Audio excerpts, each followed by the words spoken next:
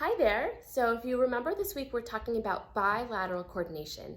And in yesterday's video, we explained the three different types. And today we're gonna really focus on symmetrical bilateral coordination. So that means both hands doing the same thing at the same time with the same amount of force and energy. So they're doing the same thing, your hands are doing the same thing at the same time with the same amount of force.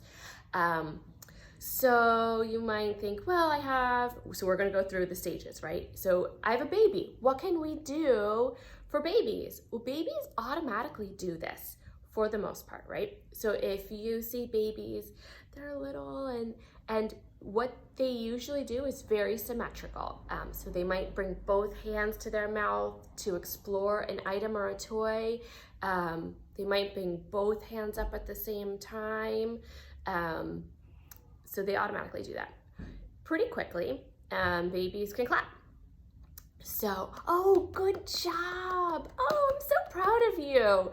If you model for humans, they understand this, especially with children. Modeling is very important. So clapping as a baby is one of the first steps that's symmetrical bilateral coordination. Also, when your child starts to walk, they sometimes push a cart in front of them to help. And as your child gets older, they could push a wheelbarrow, or I know when I was a little baby, I used to pretend that I was grocery shopping a lot. I still love food. And so pushing a cart, like a little shopping cart or a doll baby stroller, they're doing the same thing at the same time with both hands. Now you might be thinking, well, my child kind of pushes the cart, but with one hand. And that's where modeling comes in. You can take their hand and put it on there. And also think about different activities that you can play or use with your child that completely require two hands to work functionally, such as a rolling pin. And a rolling pin could be your child helping you in the kitchen. Kids love to do what their grown-ups are doing, but it also could look like when we were playing with Play-Doh and Silly Putty the other day. If you roll it with one hand, that's fine if you're using your hand to roll out a snake or a worm, but if you're rolling with a rolling pin, a little Play-Doh one, or in the kitchen with a grown-up, it doesn't work as well if you work it with one hand. So using two hands to push it works very well. And again, model for your child and keep it very positive. Oh, you can use two hands, or oh, look at me. I'm gonna do, oh, two hands, wow, that's so much easier. Oh, I wonder, and then see if they follow your lead. The other thing that I would show you, but it's at my office space, is the Zoom ball, where it's a long line, a string with handles, and I would hold it and you would hold it, and then I'd pull it apart and the ball would scoot over to you, and then you'd pull it apart and it would scoot over to me. I play this a lot with my students and clients. So that's a Zoom ball. If you have a question, ask me. Jumping up and down, you're doing the same thing. It's a gross motor movement instead of fine.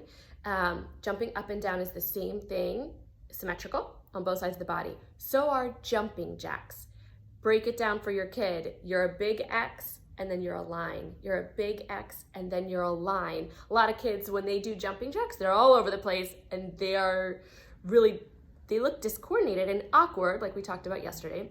It actually means they're having difficulty with symmetrical bilateral coordination.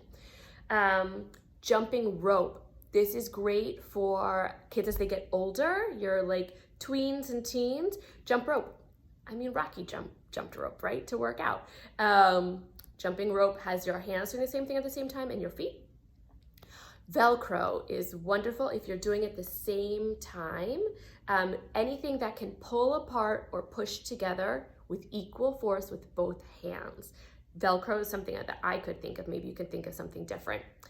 And a really funny one that I thought of too is eating corn on the cob. If I hold it here, that end's gonna be floppy, right? And we're getting to summertime. But if I hold it to eat corn on the cob, my hands are doing the same thing at the same time. And also for your kids who are older, gym workouts. Think about a bicep, it's your bicep, curl with a bar across, or a stick or anything like that, depending the age of the child.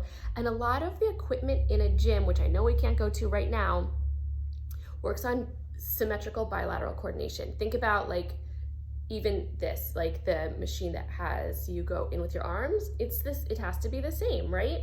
I have weights at home. You could use washing machine detergent. You could use a sack of potatoes in each hand. You could use a bottle of juice, water, anything in each hand to start out, so it doesn't have to be very heavy.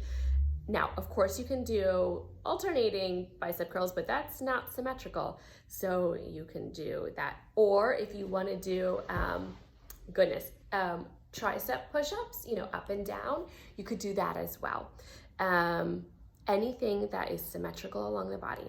If you have any questions, let me know. Tomorrow we'll move on to the next one. All right, have a great day, and we'll talk to you tomorrow. Bye-bye.